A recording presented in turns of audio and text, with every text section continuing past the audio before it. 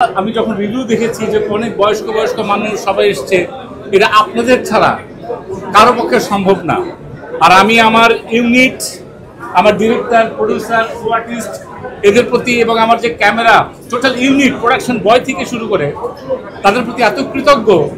শুটিংয়ের সময় অনেক সময় মিসবিহেভ করেছি, রাগারাগি করেছি, কিন্তু যখন শুটিং শেষ করার পর যখন এই অবস্থাটা দেখি তখন কৃতজ্ঞতায় বাথরুম নুয়ে আসে, মনে হয় যে খামাখা কেন আমরা এই ভুলগুলা করি। এবং শুধু এইটার ক্ষেত্রে আর একটা জিনিস মনে হয়েছে আমার ব্যক্তিগতভাবে, ব্যক্তি জীবনে আমরা অনেক ক্ষেত্রে অনেক কিছুতে অনেক সময় অনেক ভুল করেছি।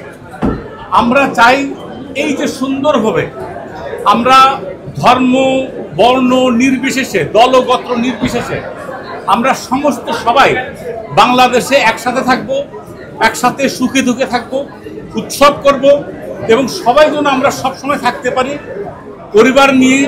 শুধু ছবি কেন, পরিবার বন্ধু বান্ধব নিয়ে আমরা যেন সব জায়গায় যেতে পারি।